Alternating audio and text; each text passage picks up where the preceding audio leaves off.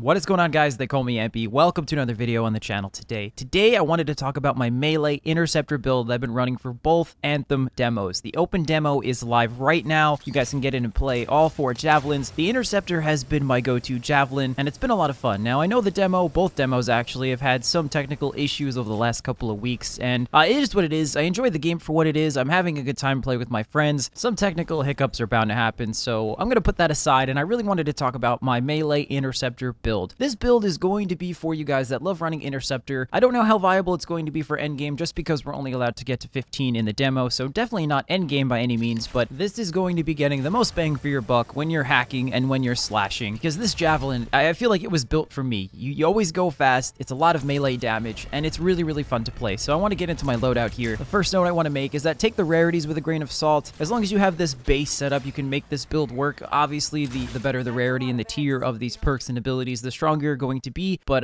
for the most part, I do have rare systems attached, and the first one we're talking about today is Spark Dash. It's a rare assault system. The Interceptor gathers strength and charges the target, damaging everything on the path, and it is an aura combo. Now, this one is primarily used as a gap closer. It is a really cool ability. It gets you where you need to go really, really fast, but there are a couple of things to note. This ability will only let you travel in the direction that your javelin is facing, so if you're running away from the target, but your camera is facing them, you're going to dash the wrong way, and it's also important to note that obstacles and gaps and things in the environment can obstruct the dash. So it's a really cool gap closer ability. I love it because it hits really hard. There is a limited range that you guys are going to have to find and play with that sweet spot, but once you get it right, once you're aiming the right way, it's a really cool ability to get things going, really. So for your support system, we do have a rare support target beacon. The target beacon locks a target, marking them and making them take 33% more damage, and of course jumps on death. Gives you a couple more perks depending upon the type of rarity that you get, but this is a great ability to start off your combo sequence. You're definitely going to want to target beacon up, then you can spark dash, and then we're going to talk about the next ability here in a second. But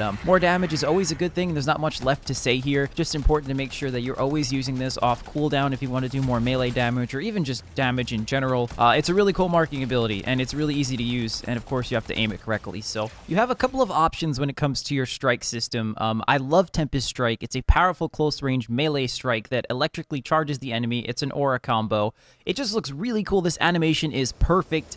I love using this when I'm flying around. It's really awesome from getting to the air to the ground when you're using this ability. I love it because it does so much damage, 1271 here on the screen, but you have a little bit of flexibility if you want to do something else. Detonating Strike works as well. It doesn't do as much damage, but it is a charge melee attack that causes the target to explode after 4 seconds, so more of an AoE, more radius. This is honestly going to depend on the type of fight. If you're doing single target, go Tempest Strike. If you have more mobs, go Detonating Strike. But for me personally, our ultimate ability as the Interceptor does plenty of AoE damage, and this is just for honing in on one target, getting in there and doing the damage that I need to do on a single target. So essentially your combo sequence is going to look like target beacon for the damage debuff on any one of the targets that you're going for. You're going to want to spark dash to bridge the gap, and then of course finish off with Tempest Strike, or you could switch it up if you'd like, but again I prefer Tempest Strike, and this is a really cool combo sequence. It's really fast, not to mention Tempest Strike's pretty quick recharge actually, so you can spam it more or less if there are a lot of enemies nearby, so I enjoy that very much. Now the components are really fun. This really gives you the opportunity to switch this build up however you'd like to play it. For me personally, I'm going to capitalize on melee damage, and of course more melee damage is going to benefit the melee build. So this melee inscription is the first thing we're running, an inscribed component that increases melee weapon damage by 5% of base damage, which is really, really cool. And then we're moving on to the blade inscription, which is arguably more important, increases Interceptor melee strikes to increase damage by 10%. Now it's worth pointing out that by taking these inscriptions, you are missing out on a lot of armor and shield inscriptions that of course make your survivability that much better. We are a glass cannon. Now, while you're in melee range, you can argue that those are important. You can play with these a little bit. These really aren't set in stone, but I found a lot of success running with more melee damage. It's a lot of fun, but if you need more survivability, if you're going up against elite targets, you can pick up the shield and armor inscriptions. It's worth noting that we're only limited to 2 in the beta as well, so there's plenty of room to fit those in